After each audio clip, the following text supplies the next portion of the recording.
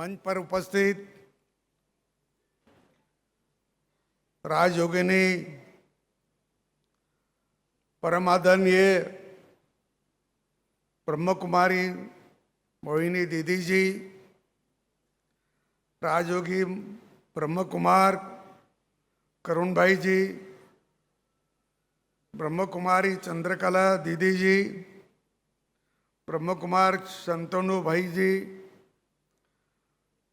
प्राध्यापक डॉक्टर मानसिंह जी Parmar, doctor S Shastri ji, doctor Ajit Pathak ji, Shrimati Alpa Chaudhary जी, जिलाधिकारी, प्राध्यापक संजय जी द्विवेदी, ब्रह्म कुमारी सरला बहन, समाज के शांति, एकता और विश्वास को बढ़ावा देने में मीडिया के सभी बंधु, नेशनल मीडिया के कॉन्फ्रेंस के 2025 में उपस्थित विभिन्न प्रदेशों से आए सभी मीडिया बंधु, छायाचित्रकार, इनका मैं राजस्थान की ओर से उनको बहुत बहुत बधाई देता हूं, धन्यवाद देता हूं।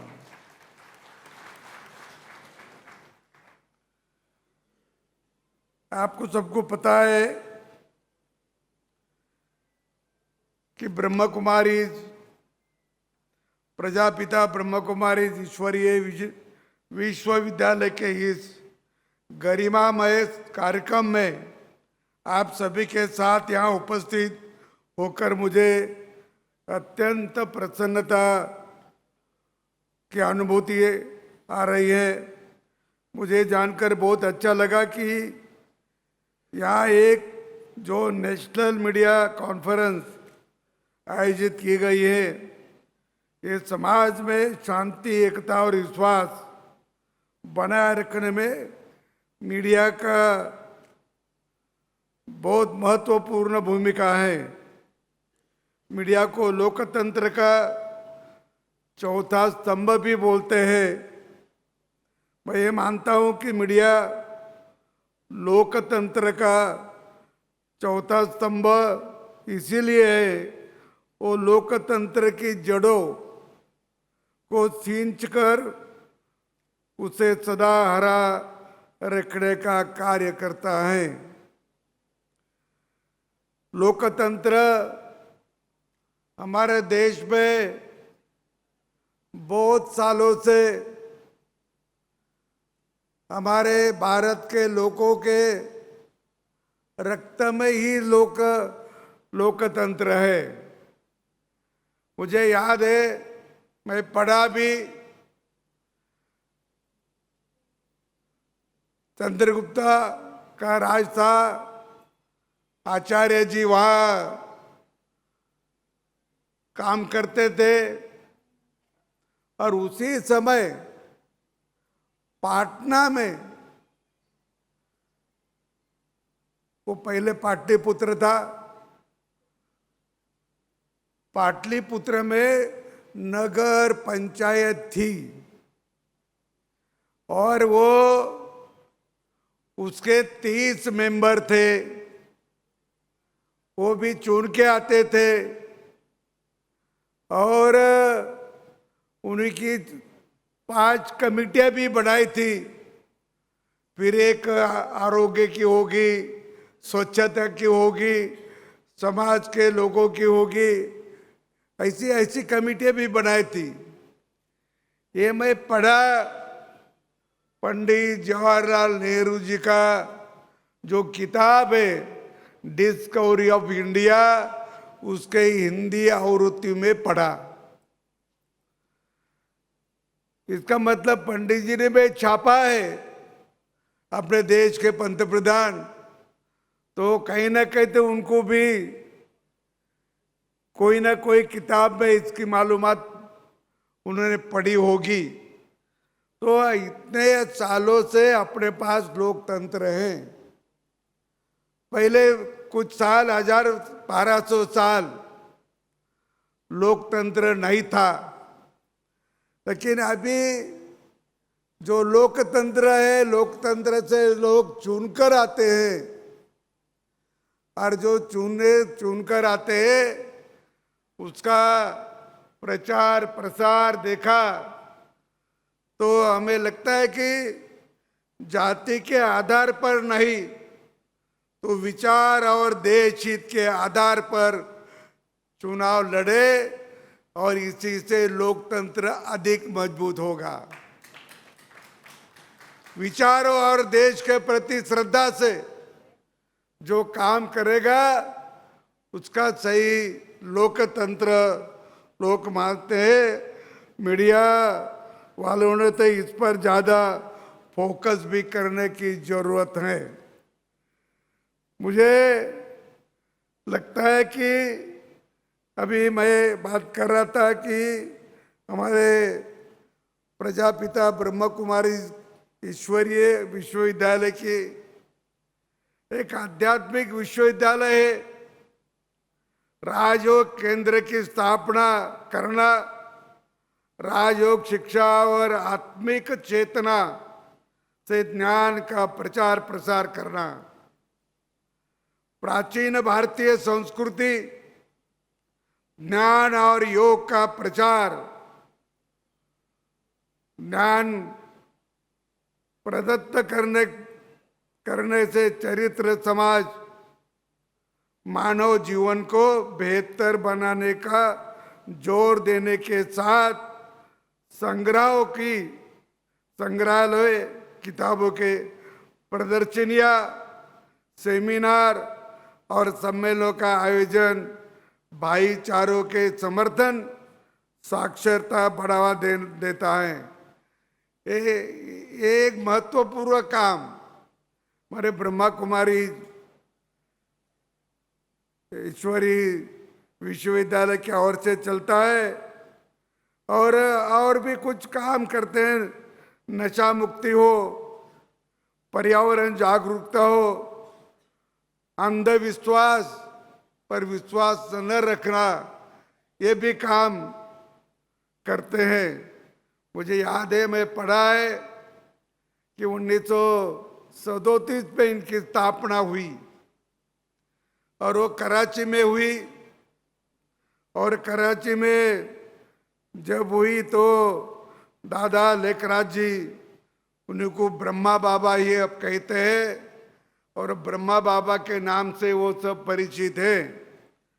उन्होंने वहाँ स्थापन की और स्वातंत्र के बाद 1-2-3 साल में उनको लगा कि अब पाकिस्तान में रहना ठीक नहीं, तो इधर वो पहले भी आते थे। उनका जो हीरे का व्यापार था और इसीलिए इनके यहाँ उदयपुर के महाराजा के तरफ भी आते थे, पहले भी आते थे। इसीलिए सब परिसर जो है ये उनको मालूम था। फिर उन्होंने ये सोचा कि अपन भारत में जाएंगे।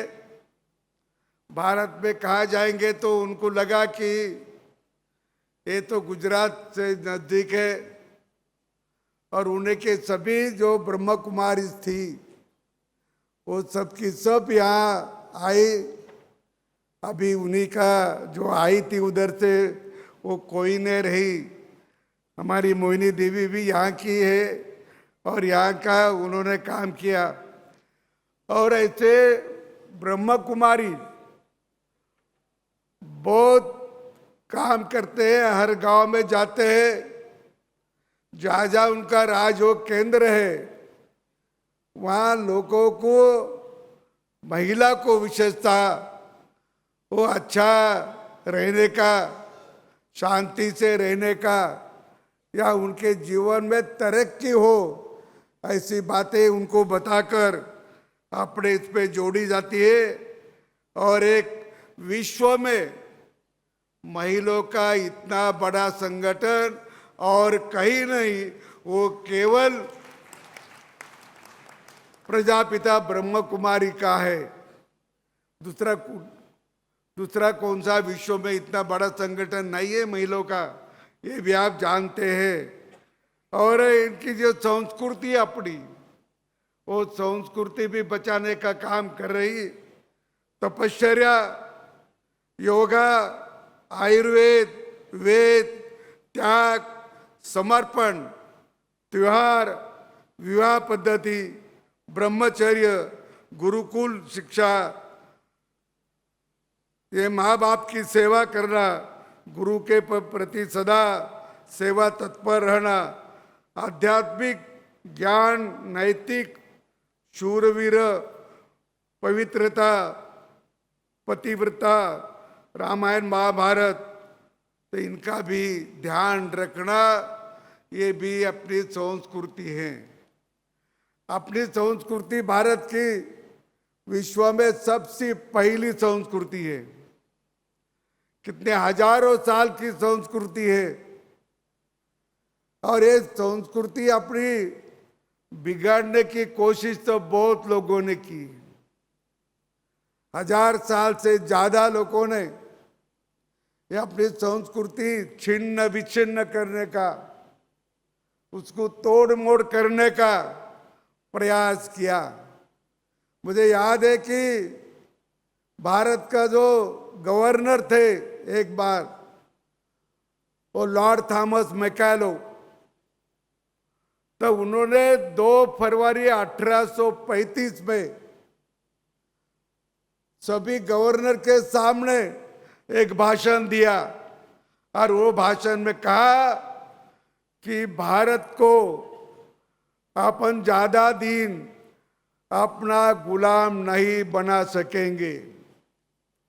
क्यों? तो उनके पास नैतिकता बहुत है, प्रामाणिकपना, ईमानदारी है, एक दूसरों को मदद करने की इच्छा शक्ति है। और मैं सभी और घुमा हिंदुस्तान में, मुझे कहीं चोर मिला नहीं, मुझे कहीं भीख मांगने वाला मिला नहीं। इनको जब गुलाम करना है तो उनकी संस्कृति जड़ों से उखाड़ना पड़ेगी और उनकी शिक्षा पद्धति बदलना पड़ेगी। और फिर शिक्षा पद्धति का जो कानून बना है वो 1835 में बना और 1837 में हमारे यहाँ लागू हुआ। और जब से वही शिक्षा पद्धति चालू थी, ये बदली नहीं गई थी। 1986 में थोड़ा सा बदल हुआ, अभी 2020 में पूरी की पूरी बदल दी। और इस कारण हमारे देश में जो हमारी संस्कृति उखाड़ने का, हमारे जो गुरुकुल है वो बंद करने का और अंग्रेज की पद्धति लाने का जो प्रयास हुआ, इसके कारण हमारा सब भूल गए। हमारा इतिहास हमें मालूम ही नहीं रहा। हमारे इधर इतने योगी लोग थे, बहुत सारे महर्षि थे, लेकिन उनका लिखान हमें पढ़ने की जरूरत है। बाहर के लोगों ने पढ़ा। नालंदा विश्वविद्यालय में जब विश्व में 6 केवल विश्वविद्यालय थे, विश्व में 6, तब हमारे भारत में 2 थे। भारत में 2 थे, एक तक्षशिला था, नालंदा भी था। और नालंदा तो हमारे तो बदरुद्दीन खिलजी ने जला दिया। क्यों जला दिया? तो बोला ये इतनी अच्छी विद्या हमारे देश पे नहीं, ये देश पे नहीं रहना करके वो ग्रंथालय जला दिया। वो 3 माह तक जलते रहा, 3 माह तक जलते रहा। ये जानबूझकर किया। और इसीलिए ये तो आया। और भी कुछ है हमारे यहाँ, उन्होंने बहुत सारे यहाँ कानून बनाया, जिजिया कर लगाया। जिजिया कर लगाया तो बोले तुम जिजिया कर भरो, नए धर्मांतर करो। ये भी किया। ये सब संस्कृति का हमें नष्ट करने की उन्होंने बहुत साल कोशिश की, लेकिन हमारी संस्कृति नष्ट हुई नहीं, अभी तेजी से बढ़ रही है, तेजी से बढ़ रही है। हम क्यों? तो हमारे यहाँ बहुत सारे भारत का विचार करने वाले, बहुत सारे हमारे संत महात्मा जो हमारे दादाजी हो गए कि उन्होंने भारत की संस्कृति बढ़ाने का काम किया, रखने का काम किया, हमारे सनवार भी रखने का काम किया, इसीलिए हमारी संस्कृति बिगड़ी नहीं। और आज अपने को वही करना है कि हमारा देश अच्छा हो, मजबूत हो। आपने सभी ने कहा है कि हम शांति से रहे। हमें तो हमारा पूरा इतिहास मालूम है, हमें किसी पे आक्रमण नहीं किया, सर्वधर्म के लोगों को हम मानते। मुझे एक भी ऐसा जो सनातन धर्म मानता है उसके कोई प्रवक्ता ने, कोई प्रवचनकारों ने, कई कीर्तनकारों ने, कई भाष्यकारों ने दूसरे धर्म को हमने कभी नाम रखा नहीं, कभी नहीं रखा। ये धर्म अच्छा नहीं, वो धर्म अच्छा नहीं, ऐसा कभी बोला नहीं। लेकिन सनातन धर्म बहुत पिछड़ा है, सनातन धर्म बहुत पिछड़ा है। किसी ने बोला सनातन धर्म एक कोरोना भी है, ये भी बोला। तो हम किसी को नाम रखते नहीं, हमें नाम रखा जाता है। हम शांति से रहते करके उनको मालूम है ये लोग शांत है, दो थप्पड़ मारी तो भी गप बैठेंगे। लेकिन आप वो दिन नहीं रहे, आज वो दिन नहीं रहे। हम अभी सशक्त हो रहे, मजबूत हो रहे, और किसी ने हमारी शांति बिगाड़ने का कोशिश की, हमारी शांति बिगाड़ने का और हमारी शांति का भंग करने की जिन्हें कोशिश किया तो उसको भी छोड़ना नहीं। ये बात हमें ध्यान रखना होगा, ये बात भी हमें ध्यान रखना होगा। हम नहीं करेंगे किसी के शांति भंग, हम किसी के पास नहीं जाएंगे, हम किसी को बुरा नहीं कहेंगे। लेकिन हमें कोई बुरा बोला तो हम क्यों सहन करना? इतने साल सहन करते हुए आए करके इतना विच्छेद हुआ। प्राचीन भारत बहुत बड़ा देश था।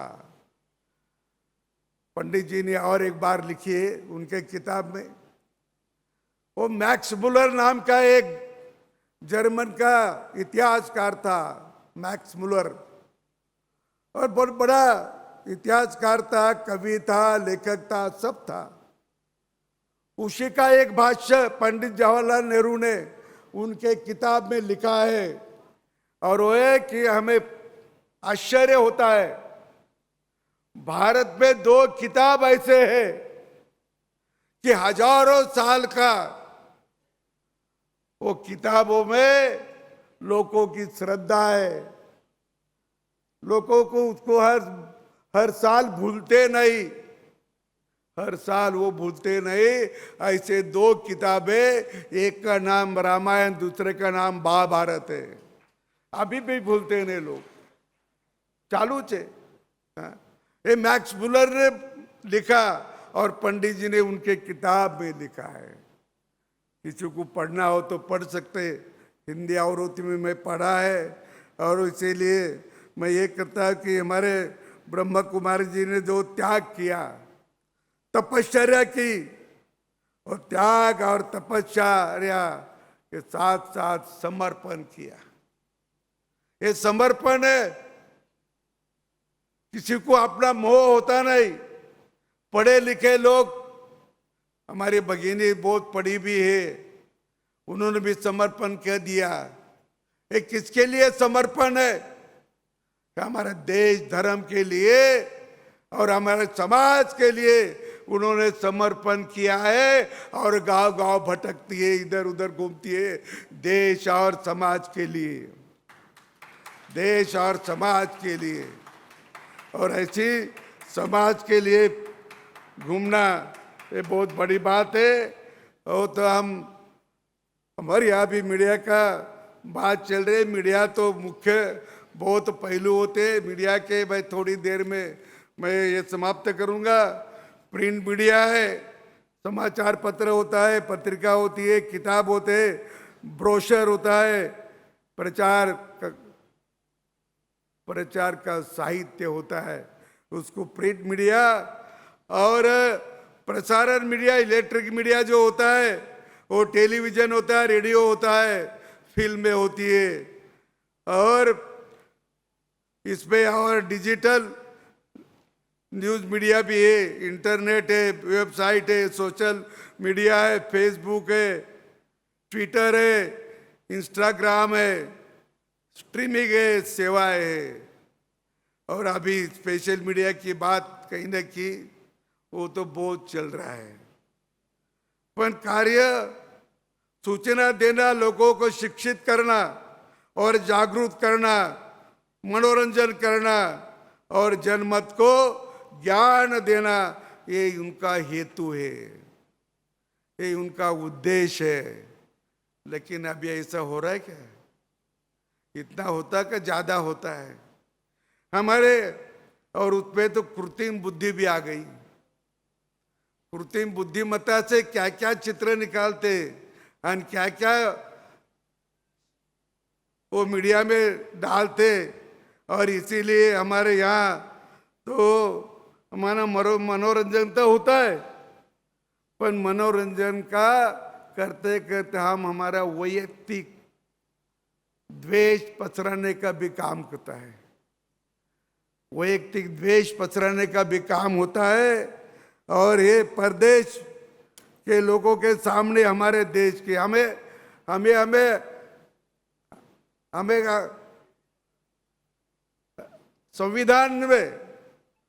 संविधान में हमको हमारा बोलने का हक दिया है, हमारे विचार रखने का हक दिया है, हमें लिखने का हक दिया है, संविधान ने देना।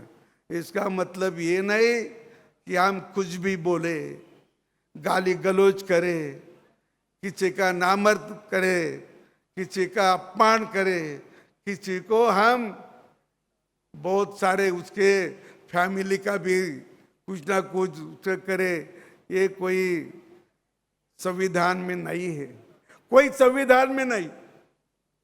हाँ, तुमको लिखो, तुम बोलो, ये तुमको अधिकार जरूर है, लेकिन दूसरों का अपमान करने का अधिकार तुम्हें नहीं है। कोई हमारे संविधान में कोई कलम में नहीं। तुम बोलते हैं तो कुछ भी बोलो, लिखते हैं तो कुछ भी बोलो, गाली गलौज देना है तो दो, ये बात है संविधान में? संविधान में है कि ये नहीं है। जो रोज रोज संविधान बताते वही भी ये करते, ये वही ये करते होगे तो ध्यान में आना संविधान में क्या है और अपन क्या कर रहे हो, ये बात का भी ध्यान रखना जरूरी है। और समझदार उन्हीं को बोलते हैं, जो ये देखता उसको समझदार बोलते हैं, और जो देखता नहीं कुछ भी बोलता उसको वो समझदार बोलते हैं। ये भी ध्यान में रखना है। और प्रदेश के लोगों के सामने हमारे देश का भी अपमान करना ये कोई अच्छी बात नहीं है, ये कोई हमारे देश का हित का नहीं है। हमारे देश का हित है कि हमारी जो जो अच्छी बातें, हमारे परिवार के लोग क्या करते हैं, परिवार में कुछ बुरा हुआ तो फलक लगाते, क्या लगाते? ये मेरे परिवार में बुरा हुआ, अरे झांक के रखते हैं ना भाई। जो अच्छा है वही बोलते ना, फिर देश के बारे में ये क्यों नहीं बोलना? देश के बारे में भी कुछ गलत बोलते। हमारे जो सैनिक है, कि जो बाउंड्री पे रहते हैं, दिन रात रहते हैं। अरे राजस्थान की बाउंड्री है जैसलमेर के जिले में, बाड़मेर के, वहां 52 डिग्री टेम्परेचर होता है, तो भी वहां खड़ा रहता है वो सैनिक। 52 डिग्री टेम्परेचर, वो बोलते लोग वहां हमको पापड़ भाजना है, तो चूल्हे की जरूरत नहीं, हम मिट्टी पे भाज लेते हैं। इतना वहां गर्मी होती है, और ऐसे गर्मी में रहते प्राण की बाजी लगाते और देश की सेवा करते, देश के सीमा का संरक्षण करते। उनके बारे में आप भी बोलते कुछ? ये क्या अच्छी बात नहीं है? ये देश का हित नहीं, अहित की भाषा बंद करो, यही मैं आपसे विनती करता हूं। और ये बोलता कि अपने को जो हमारा जो संस्कृत है, वो हमारे जो किताब है पूर्वपार चले आए। एक उदाहरण दे रहा हूं मैं, कि अभी हमारे बहुत सारे लोगों को भी ये पढ़ता नहीं। और एपीजे अब्दुल कलाम साहब ने बोला कि मैं इजराइल गया था, तो इजराइल में प्रिंट मीडिया में सबसे पहले पेज पे कौन सी न्यूज आती है, तो वो बोले कि वो किसी काश्तकार ने एखादा संशोधन किया, किसी बच्चे ने एखादा संशोधन किया, तो उसकी मालूमात पहले फ्रंट पर जाती है। और बाकी जो एक्सीडेंट है, बलात्कार है, खून खराबी है, वो बात के बीच में के पेपर पढ़ने पे आती है। और अपने इधर बहुत सारे, हमारा देश दुनिया में दूध के बारे में नंबर 1 है। दूध के बारे में हमें मालूम ही नहीं किसी। हमारा देश गेहूं के बारे में नंबर 2 है। हमारा देश मक्का के बारे में 5वां नंबर का है। और हमारा इतना उत्पादन है, इतना उत्पादन है, तो दुनिया अभी इतनी लोक संख्या बढ़ी तो हमें अनाज की कमतरता नहीं। स्वतंत्र हुए थे जब अनाज की कमतरता थी, क्योंकि उन्होंने बोला था अंग्रेजों ने कि इनकी संस्कृति उखाड़ो, जड़ से उखाड़ो, या उनको ऐसा बनाओ ये भीख मांगेंगे, ये चोरिया करेंगे। ये भी उनकी नीति थी, और ये नीति सही हो गई, सही हो गई। महात्मा गांधी जी का एक भाषण है, महात्मा गांधी जी का एक भाषण है 23 मार्च 1922 में अहमदाबाद में भाषण दिया। और उन्होंने भाषण दिया कि अंग्रेजों ने हमको लूट लिया, हमारे पास खाने को कुछ नहीं, दुष्काल आया तो भी कुछ धान्य हमारे पास नहीं, हम भूखे मर रहे, हमारे बहुत से लोग भूखे मर रहे। और ये महात्मा गांधी जी का भाषण है 23 मार्च 1922 का। एक तरफ वो मैकाले बोलता है कि भारत में बहुत समृद्धि है, वहां भीख मांगते नहीं, चोरी करते नहीं।